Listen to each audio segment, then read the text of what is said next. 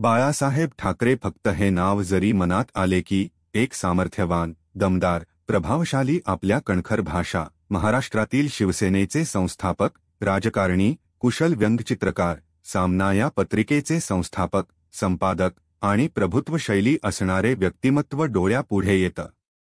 जर तुम्ही आमच्या चॅनलला नवीन असाल तर प्लीज चॅनलला सबस्क्राईब करा आणि व्हिडिओ लाईक करा. शिवसेनेचे प्रमुख हृदय हिंदू सम्राट श्री बाळ केशव ठाकरे यांचा जन्म 23 जानेवारी 1926 रोजी पुणे येथे झाला. त्यांचे वडील केशव सीताराम ठाकरे हे समाजसुधारक आणि लेखक होते.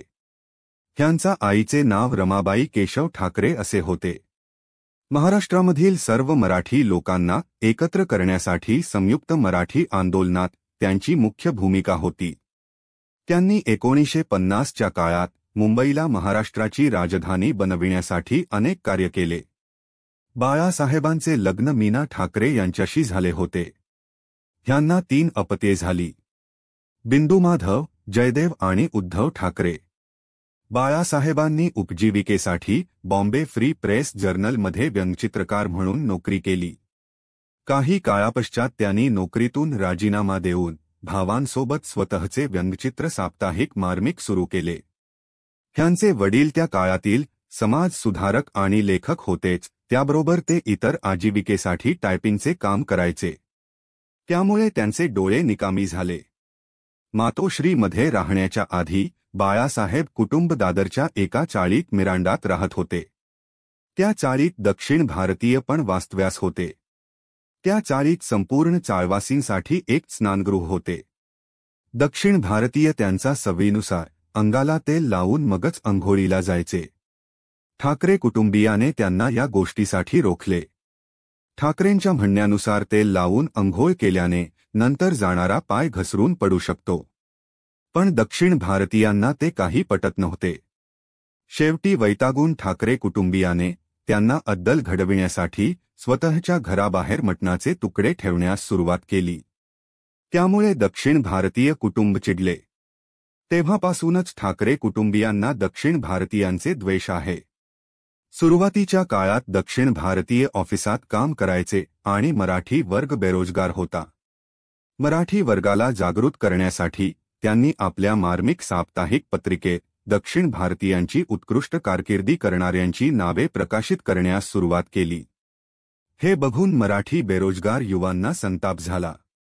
त्यांना वाटू लागले की दक्षिण भारतीय आपली नोकरी बळकावून राहत आहे.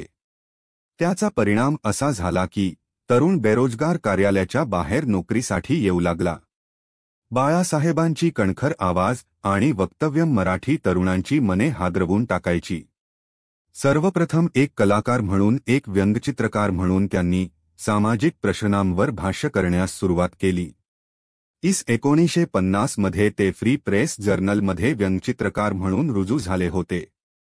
पुढील काळात त्यांनी ज्येष्ठ व्यंगचित्रकार आर. के. लक्ष्मण यांच्यासमवेतही काही काळ काम केले.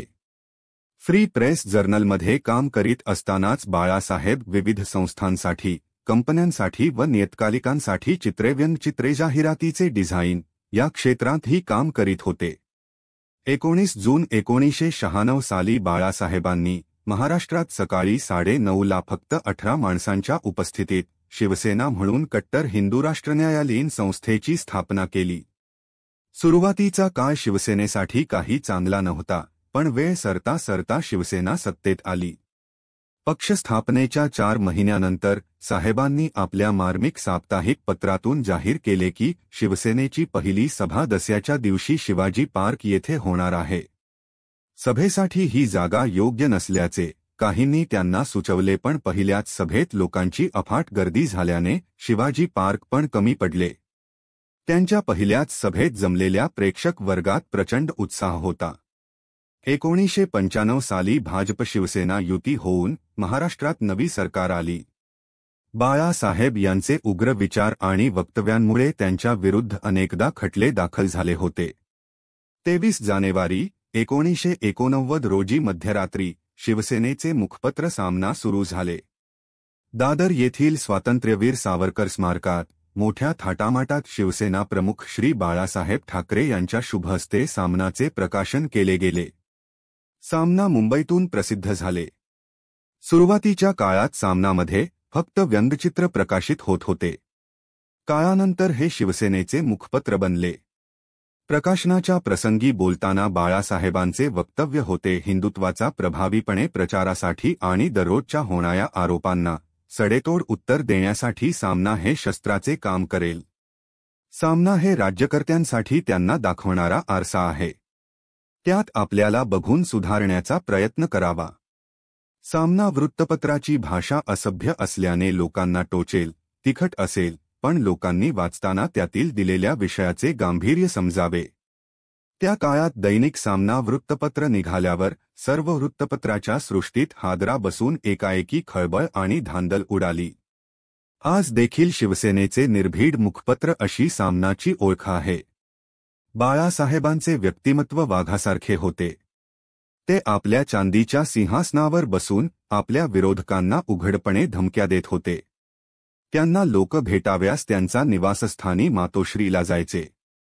त्यांचे म्हणणे होते की ज्यांना मला भेटाव्याचे आहे ते घरी येऊ शकतात. बाळासाहेब ठाकरेंची विशेष गोष्ट म्हणजे ते कधीही कोणाला स्वतःहून भेटले नाहीत. ज्यांना आपल्याला भेटण्याची इच्छा आहे त्यांनी घरी यावे, असे त्यांचे मत होते. भारतातील सर्व महान हस्ती त्यांना भेटण्यासाठी मातोश्री, मुंबई येथे त्यांच्या घरी यायचे. बॉलिवूडमधील कलाकार त्यांच्या घरी भेटण्यासाठी यायचे. लिट्टे आणि हिटलर यांचे ते नेहमी कौतुक करायचे. हातात सिगार किंवा पाईप नेहमी असायचे. गळ्यात रुद्राक्षाची माळ, कणखर आवाज असे त्यांचे वैशिष्ट्य होते. बाळासाहेबांनी कधीही निवडणूक नाही लढवली. ते नेहमीच देशाच्या भल्यासाठी लढायचे. शिवसेना प्रमुख बाळासाहेब व भाजपचे दिवंगत नेते प्रमोद महाजन यांच्या मुत्सद्दीपणातून शिवसेना भाजप युती आकाराला आली.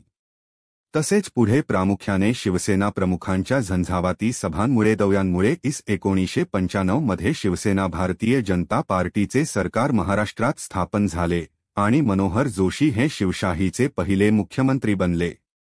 हे महाराष्ट्रातील खऱ्या अर्थाने पहिले काँग्रेसेतर सरकार होते.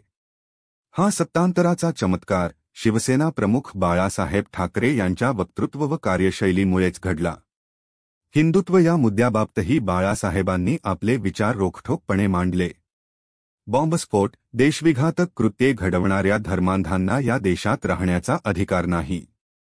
मतपेटीचे राजकारण करत अशा मुस्लिमांचे लांगुलचालन कोणी करू नये. भारताला आपला देश मानणाऱ्या राष्ट्रवादी मुस्लिम लोकांना आपला कोणत्याही प्रकारचा विरोध नाही असे स्पष्ट विचार त्यांनी शिवसैनिकांसमोर व जनतेसमोर मांडले होते. या स्पष्ट व रोखठोक भूमिकेमुळेच हिंदुहृदय सम्राट ही त्यांना प्राप्त झालेली उपाधी सार्थ ठरते. गर्व से कहो हम हिंदू हैया घोषणेला खरा अर्थ महाराष्ट्रात प्राप्त झाला तो शिवसेना प्रमुखांमुळेच. बाळासाहेबांना 25 जुलै 2012 रोजी श्वासोच्छवासाचा त्रासासाठी मुंबईतील लीलावती हॉस्पिटल दाखल करण्यात आले. 14 नोव्हेंबर 2012 रोजी त्यांची तब्येत खालावली. डॉक्टरांनी त्यांचा घरी मातोश्रीवरच त्यांना औषधोपचार द्यायला सुरू केले. पण त्यांच्या हाती यश आले नाही. 17 नोव्हेंबर 2012 रोजी त्यांचे निधन झाले.